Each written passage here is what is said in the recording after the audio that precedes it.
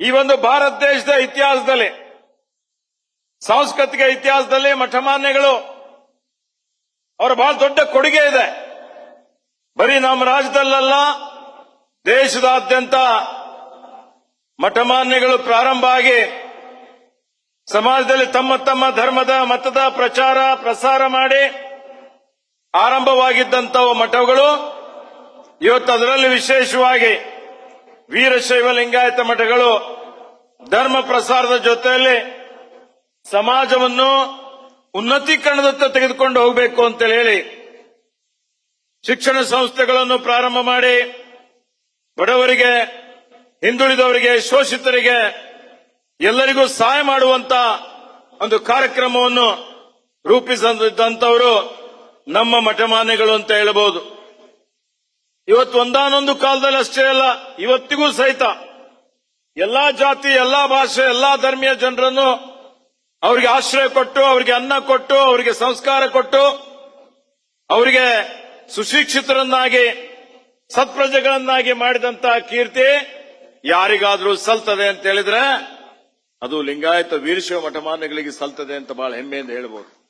ಇವತ್ತು ನೋಡಿ, ನಮ್ಮೆಲ್ಲರ ಆರಾಧ್ಯ ದೇವರಾದಂತ ಶತಾಯುಷಿಗಳಾದ ಪೂಜ್ಯ ಶಿವಕುಮಾರ ಮಹಾಸ್ವಾಮಿಗಳು ಇವತ್ತು ತುಮಕೂರು ಮಠ ಇರಬಹುದು, ಸುತ್ತೂರು ಮಠ ಇರಬಹುದು,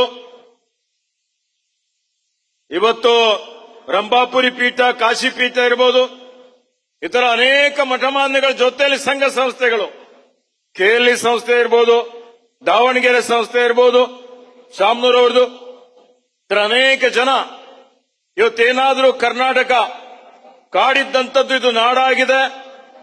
ಇಲ್ಲಿ ಇವತ್ತಿಡೀ ಜಗತ್ತು ನಮ್ಮ ಕಡೆ ನೋಡ್ತಾ ಇದೆ. ಇವತ್ತು ಬೆಂಗಳೂರು ಐಟಿ ಕ್ಷೇತ್ರ ಆಗಿದೆ, ಶಿಕ್ಷಣ ಕ್ಷೇತ್ರ, ಆರೋಗ್ಯದ ಕ್ಷೇತ್ರ ಆಗಿದೆ ಅಂತ ಹೇಳಿದ್ರೆ, ಇಷ್ಟೊಂದು ಮಾನವ ಸಂಪನ್ಮೂಲ ತಯಾರಾಗಿದೆ ಅಂತ ಹೇಳಿದ್ರೆ ಎಲ್ಲಕ್ಕಿಂತ ಹೆಚ್ಚಿನ ಕೊಡುಗೆ ಲಿಂಗಾಯತ ವೀರಶೈವ ಮಠಮಾನ್ಯಗಳು ಮತ್ತು ಸಂಸ್ಥೆಗಳಿದೆ ಅಂತೇಳಿ ಬಹಳ ಹೆಮ್ಮೆಯಿಂದ ಹೇಳಬಹುದು. ಹೀಗಾಗಿ ಆತ್ಮೀಯ ಬಂಧುಗಳೇ, ನವಭಾರತ ನಿರ್ಮಾಣ ಮಾಡುವಂತದ್ದರಲ್ಲಿ, ನವ ಕರ್ನಾಟಕ ನಿರ್ಮಾಣ ಮಾಡುವಂತದ್ದರಲ್ಲಿ ನಮ್ಮ ಮಠಮಾನ್ಯಗಳ ಕೊಡುಗೆ ಅಪಾರವಾದಂತದ್ದಿದೆ. ಆಮೇಲೆ ಅಂತ ಒಂದು ವಾರಸುದಾರ ಇವತ್ತು ನಾವು. ಇಂದೇನಾಗಿದೆ ನಾವೆಲ್ಲ ನೋಡ್ತಾ ಇದ್ದೇವೆ. ಇವತ್ತು ವೀರಶೈವ ಲಿಂಗಾಯತರು ಸಮಾಜ ಕವಲು ದಾರಿಯಲ್ಲಿದೆ. ಇವತ್ತು ನಮ್ಮ ಸಮಾಜಕ್ಕೆ ಸಮಾಜದ ಎದುರುಗಡೆ ಬಹಳಷ್ಟು ಸಮಸ್ಯೆಗಳಿದಾವೆ, ಬಹಳಷ್ಟು ಸವಾಲುಗಳಿದಾವೆ. ಇವತ್ತು ನಾವೆಲ್ಲ ಆಲೋಚನೆ ಮಾಡಿದ್ರೆ ಒಂದು ಧರ್ಮಕ್ಕೆ, ಒಂದು ಸಮಾಜಕ್ಕೆ ಐತಿಹಾಸಿಕ ಪರಂಪರೆ ಅಷ್ಟೇ ಅಥವಾ ಶ್ರೀಮಂತಕ್ಕೆ ಅಷ್ಟೇ ಮುಖ್ಯವಲ್ಲ. ಪ್ರಸ್ತುತವಾಗಿ ಇವತ್ತು ವರ್ತಮಾನದಲ್ಲಿ ನಾವು ಯಾವ ರೀತಿಯಲ್ಲಿದ್ದೀವಿ, ನಮ್ಮ ಪೂರ್ವಿಕರು ಬಹಳ ಉತ್ತಮತ್ವವಾಗಿದ್ರು, ಬಹಳ ದೊಡ್ಡ ಮಟ್ಟದಲ್ಲಿದ್ರು, ಅದನ್ನೇ ಹೇಳಿಕೊಂಡು ನಾವು ಇದ್ರೆ ಉಪಯೋಗ ಆಗೋದಿಲ್ಲ. ಇವತ್ತು ನಾವೆಲ್ಲರೂ ಸೇರಿ ಸ್ವಯಂ ಸಾಮರ್ಥ್ಯದಿಂದ ಮತ್ತೆ ನಮ್ಮ ಗತವೈಭವ ತರುವಂತಹ ಕೆಲಸ ಕಾರ್ಯವನ್ನು ಮಾಡಬೇಕಾಗಿದೆ ಅನ್ನುವಂತ ಒಂದು ಮಾತನ್ನು ಇಲ್ಲಿ ತಮ್ಮೆಲ್ಲರಿಗೆ ಹೇಳಿಕೆ ಬಯಸ್ತಾ ಇದ್ದೇನೆ. ಅದಕ್ಕೆ ಆತ್ಮೀಯ ಬಂಧುಗಳೇ, ಈ ಜಗತ್ತಿನ ನೈಸರ್ಗಿಕ ಸ್ಪರ್ಧೆಯಲ್ಲಿ ಬಲವಂತರು ಮಾತ್ರವೇ ಬಾಳಬಲ್ಲರು ಅಂತ ವಿಕಾಸವಾದ ಹೇಳುತ್ತದೆ. ಹೀಗಾಗಿ ನಮ್ಮ ಜನಾಂಗದ ಬಲ ಸುರಕ್ಷತೆಗಳು, ಆ ಜನಾಂಗದ ಯುವಕರು ಸದ್ಗುಣ ಜಾಣ್ಮೆಗಳ ಮೇಲೆ ಅವಲಂಬಿಸಿದೆ. ಇವತ್ತಿನ ಒಂದು ಸಮಾಜದ ಆಧಾರ ಸ್ತಂಭ ಯಾರಪ್ಪ ಅಂದ್ರೆ ಯುವಕರು. ನಮ್ಮ ಯುವಕರು ಬಹಳ ಬಲಿಷ್ಠರಿದ್ದಾರೆ, ಪ್ರತಿಭಾವಂತರಿದ್ದಾರೆ. ಇಂಜಿನಿಯರ್ ಆಗಿ, ಡಾಕ್ಟರ್ ಆಗಿ, ವಿಜ್ಞಾನಿಗಳಾಗಿ, IAS IPSಗಳಾಗಿ ದೊಡ್ಡ ದೊಡ್ಡ ಸ್ಥಾನದಲ್ಲಿದ್ದಾರೆ. ದಾರಿ ತಪ್ಪಿ ಹೋಗ್ತಾ ಇದ್ದಾರೆ, ಪಾಶ್ಚಿಮಾತ್ಯ ರಾಷ್ಟ್ರದ ಅನುಕರಣೆ ಮಾಡ್ತಾ ಇದ್ದಾರೆ. ನಿರುದ್ಯೋಗದ ಸಮಸ್ಯೆ, ಬಡತನ ಸಮಸ್ಯೆ, ಅನೇಕ ಸಮಸ್ಯೆಗಳಿದ್ದಾವೆ. ಅವರೆಲ್ಲರಿಗೆ ಮುಖ್ಯವಾಹಿನಿಯಲ್ಲಿ ತರುವಂತ ಕೆಲಸವನ್ನು ನಾವು ಮಾಡಬೇಕಾಗಿದೆ. ಅವೆಲ್ಲ ಮಾಡಬೇಕು ಅಂತ ಹೇಳಿದ್ರೆ ಇವತ್ತು ಸಮಾಜದ ಶಕ್ತಿ ಈ ಸಮಾಜದ ಸಂಘಟನೆಯಲ್ಲಿದೆ. ಸಂಘಟನೆ ಅಂತ ಹೇಳಿದ್ರೆ ಇನ್ನೊಬ್ಬರನ್ನು ತುಳಿಯುವುದಕ್ಕಲ್ಲ, ನಾವು ನಮ್ಮ ಅಸ್ತಿತ್ವವನ್ನು ಇಟ್ಕೊಂಡ್ರೆ ಮಾತ್ರ ನಾವೆಲ್ಲ ಇನ್ನೊಬ್ಬರೊಂದಿಗೆ ಚೆನ್ನಾಗಿರ್ಲಿಕ್ಕೆ ಸಾಧ್ಯ ಇದೆ ಅನ್ನುವಂತ ಒಂದು ಮಾತನ್ನು ನಾನು ಹೇಳಿಕೆ ಬಯಸ್ತಾ ಇದ್ದೇನೆ. ಅದಕ್ಕೆ ಆತ್ಮೀಯ ಬಂಧುಗಳೇ, ಇವತ್ತು ನಾವೆಲ್ಲರೂ ಆಲೋಚನೆ ಮಾಡಬೇಕಾಗಿದೆ. ಯಾವ ರೀತಿಯಲ್ಲಿ ನಾವು ಒಗ್ಗಟ್ಟಾಗಿ ಇರಬೇಕು ಅನ್ನೋಂಥದ್ದು. ನಮ್ಮ ಸಮುದಾಯದಲ್ಲಿ ಅನೇಕ ಒಳಪಂಗಡಗಳಿದ್ದಾವೆ. ಸುಮಾರು 100 ಒಳಪಂಗಡಗಳಿದ್ದಾವೆ. ಈ 100 ಒಳಪಂಗಡಗಳು ಒಬ್ಬನೊಂದು ಕಡೆ ಹೋದ್ರೆ ಸಮಾಜಕ್ಕೆ ಶಕ್ತಿ ಬರೋದಿಲ್ಲ. ನಾವೆಲ್ಲ ಒಂದೇ ವೇದಿಕೆ ಮೇಲೆ ಬಂದು ಇವತ್ತು ಇರುವಂತ ಏನು ಸಣ್ಣ ಪುಟ್ಟ ದೌರ್ಬಲ್ಯಗಳಿದೆ, ದೋಷಗಳಿದೆ, ಭಿನ್ನಾಭಿಪ್ರಾಯಗಳಿದೆ, ಅದೆಲ್ಲವನ್ನು ಹೊರಗಿಟ್ಟು ಮಠ ಪೀಠಾಧೀಶರು, ಸಮಾಜದ ಮುಖಂಡರು ಇವತ್ತು ಒಂದಾಗಲೇಬೇಕಾದಂತ ಪರಿಸ್ಥಿತಿ ಇದೆ. ನಮ್ಮ ಧರ್ಮದ ಗುರು ವಿರಕ್ತರಲ್ಲಿ ಸೈದ್ಧಾಂತಿಕ ಭಿನ್ನಾಭಿಪ್ರಾಯಗಳೇನೇ ಇದ್ದರೂ ಸಮಾಜದ ಹಿತಕ್ಕಾಗಿ ಅದನ್ನು ಬದಿಗಿರಿಸಿ ಒಟ್ಟುಗೂಡಿ ನಡೆಯುವ ಸಂದರ್ಭ ಇವತ್ತು ಬಂದಿದೆ.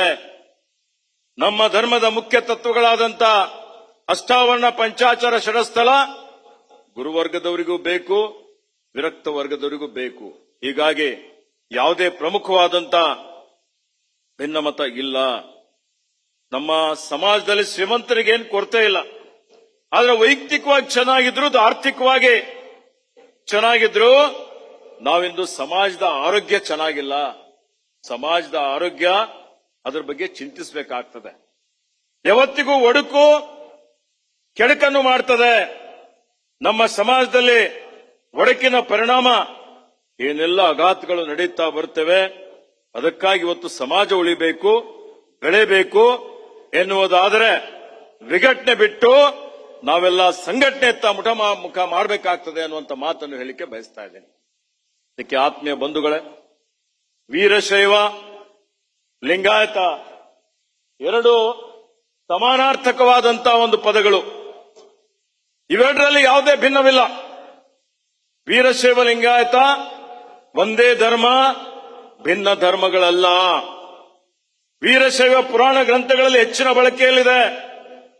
ಲಿಂಗಾಯತ ರೂಢಿಯಲ್ಲಿ ಕರೆಯಲ್ಪಡುತ್ತದೆ. ತಾತ್ವಿಕವಾಗಿ ಎರಡು ಬೇರೆ ಬೇರೆ ಅಲ್ಲ. ಹೀಗಾಗಿ ಪುರಾತನ ಕಾಲದಿಂದಲೂ ಸಮಾನಾರ್ಥಕವಾಗಿ ಬಳಕೆಯಲ್ಲಿದ್ದಂತ ಈ ಒಂದು ಸಮುದಾಯ.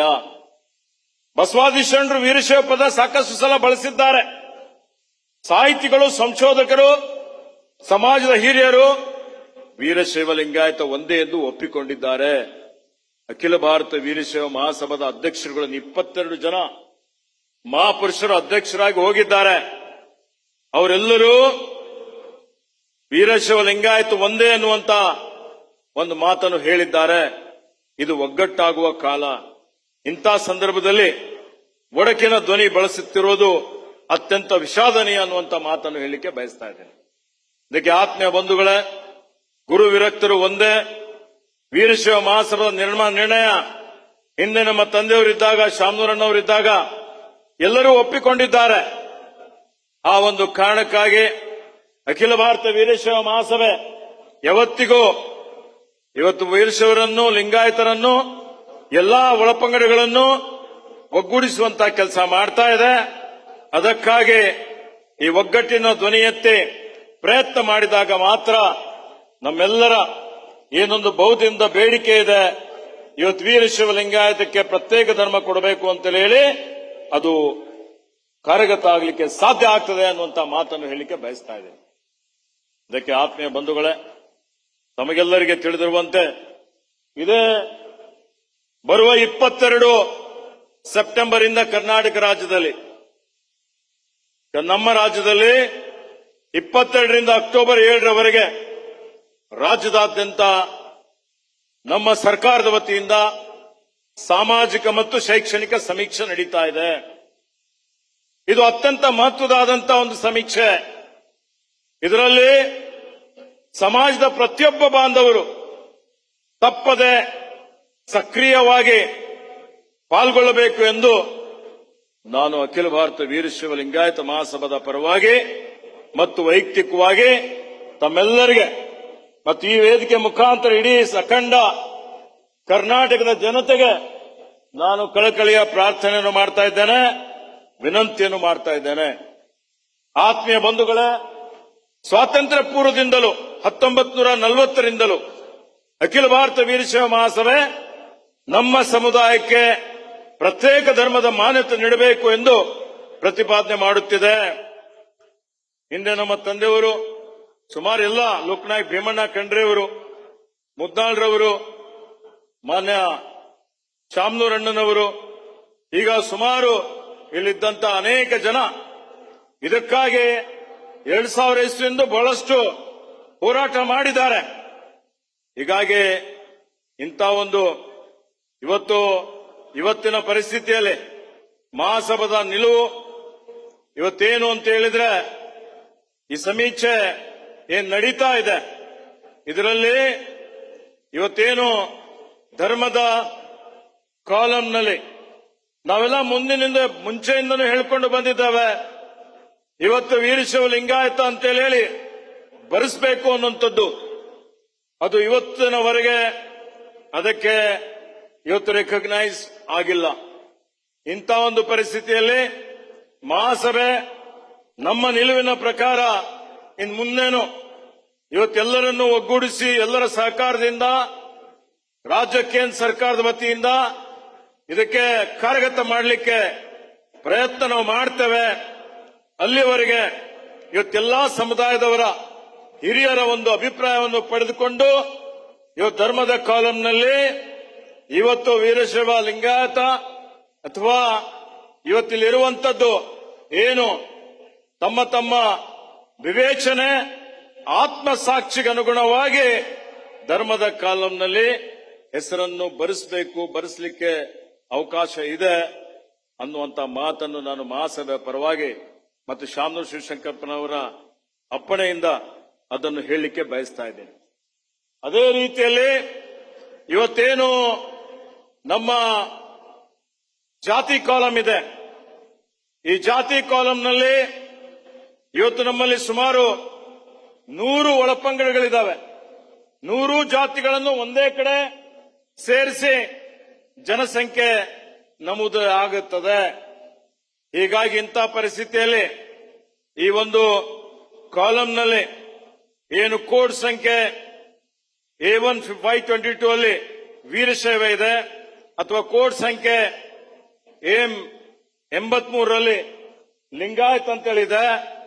ಹೀಗಾಗಿ ಕಡ್ಡಾಯವಾಗಿ ಜಾತಿಯ ಕಾಲಂನಲ್ಲಿ ವೀರಶೈವ ಅಥವಾ ಲಿಂಗಾಯತ ಬರೆಸಬೇಕು ಅಂತ ಹೇಳಿ ಅಖಿಲ ಭಾರತ ವೀರಶೈವ ಲಿಂಗಾಯತ ಮಹಾಸಭಾದ ತೀರ್ಮಾನ ಇದೆ. ಎಲ್ಲರ ಜೊತೆಯಲ್ಲಿ ಇವತ್ತು ಚರ್ಚೆ ಮಾಡಿ ಇದನ್ನು ನಾವು ತೀರ್ಮಾನ ಮಾಡಲಾಗಿದೆ ಅನ್ನುವಂತ ಮಾತನ್ನು ಇಲ್ಲಿ ನಾನು ಹೇಳಿಕೆ ಬಯಸ್ತಾ ಇದ್ದೀನಿ. ಇದಕ್ಕೆ ಆತ್ಮೀಯ ಬಂಧುಗಳೇ, ಉಪಜಾತಿ ಕಾಲಂನಲ್ಲಿ ಉಪಜಾತಿನೂ ಇದೆ. ಉಪಜಾತಿ ಕಾಲಂನಲ್ಲಿ ಸುಮಾರು 100 ಒಳಪಂಗಡಗಳಿದ್ದಾವೆ. 100 ಒಳಪಂಗಡಗಳಲ್ಲಿ ನಮ್ಮ ಎಲ್ಲಾ ಸಮುದಾಯದ ಎಲ್ಲ ಜನರು ತಮ್ಮ ತಮ್ಮ ಇವತ್ತೇನು ಮೀಸಲಾತಿ ಅನುಗುಣವಾಗಿ ಉಪಜಾತಿಯ ಕಾಲಂನಲ್ಲಿ ತಾವು ತಮ್ಮ ಕೋಡ್ ಪ್ರಕಾರ ಇವತ್ತು ಅದರ ಹೆಸರನ್ನು ನಮೂದಿ ಮಾಡಬೇಕು ಅನ್ನುವಂತ ಒಂದು ವಿನಂತಿಯನ್ನು ಈ ವೇದಿಕೆ ಮುಖಾಂತರ ನಾನು ಮಾಡಲಿಕ್ಕೆ ಇಷ್ಟಪಡ್ತಾ ಇದ್ದೀನಿ. ಇದಕ್ಕೆ ಆತ್ಮೀಯ ಬಂಧುಗಳೇ, ಇದು ಅತ್ಯಂತ ಮಹತ್ವದಾದಂಥದ್ದು ಇದೆ. ಒಂದು ಮಾತು ಹೇಳಲಿಕ್ಕೆ ಬಯಸ್ತಾ ಇದ್ದೇನೆ. ಇವತ್ತು ನಾವೇನು ಸಾಮಾಜಿಕ ಶೈಕ್ಷಣಿಕ ಸಮೀಕ್ಷೆ ಆಗ್ತದೆ, ಈ ಒಂದು ಸಮೀಕ್ಷೆ ಇದು ಮೀಸಲಾತಿಗೆ ಅನ್ವಯ ಆಗೋದಿಲ್ಲ.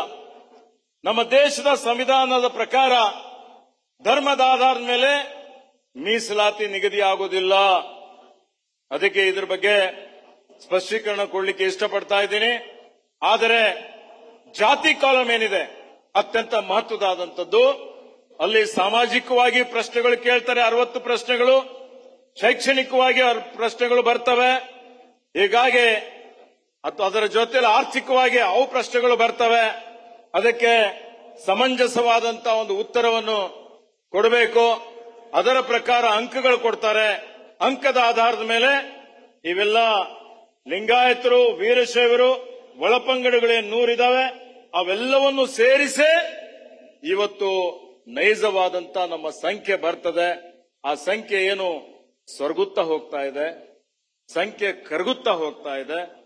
ಈ ಸ್ವರ್ಗಿ ಕರಗಿ ಇವತ್ತು ಸಮಾಜದ ಸಂಘಟನೆ ಇದು ಬಹಳ ದುರ್ಬಲ ಆಗ್ತದೆ. ಅದು ಆಗಬಾರದು ಅನ್ನುವಂತ ದೃಷ್ಟಿಯಿಂದಲೇ ನಾವು ಈ ಒಂದು ತೀರ್ಮಾನ ಮಾಡಿದ್ದೇವೆ. ಅದಕ್ಕೆ ಎಲ್ಲರೂ ಬೆಂಬಲ ಕೊಡಬೇಕು. ಎಲ್ಲರೂ ಸಹಕಾರ ಕೊಡಬೇಕು ಅಂತ ಹೇಳಿ ಪೂಜ್ಯ ದಿಂಗಾಲೇಶ್ವರ ಪೂಜ್ಯರು ಮತ್ತು ಇಲ್ಲಿರುವಂತ ಎಲ್ಲ ಸಮಾಜದ ಪ್ರಮುಖರು ತಾವೆಲ್ಲರೂ ಸೇರಿ ಏನು ಇಂಥ ಒಂದು ಬೃಹತ್ ಕಾರ್ಯಕ್ರಮ, ಐತಿಹಾಸಿಕವಾದಂತಹ ಕಾರ್ಯಕ್ರಮ ಆಯೋಜನೆ ಮಾಡಿದ್ದೀರಿ. ದೂರದಿಂದ ತಾವೆಲ್ಲ ಇಲ್ಲಿಗೆ ಬಂದಿದ್ದೀರಿ. ಅದಕ್ಕೆ ನಿಮಗೆ ಧನ್ಯವಾದಗಳನ್ನು ಹೇಳುತ್ತಾ, महाराष्ट्र से भी बहुत से नेताएं, अखिल भारतीय वीर शैव लिंगायत महासभा के पदाधिकारीगण वहां से भी आप लोग यहाँ पर आए हैं हमको सहकार करने के लिए, शक्ति देने के लिए. तेलंगाना, केरला, आंध्र प्रदेश, यहाँ से भी हमारे पदाधिकारी लोग आए हैं.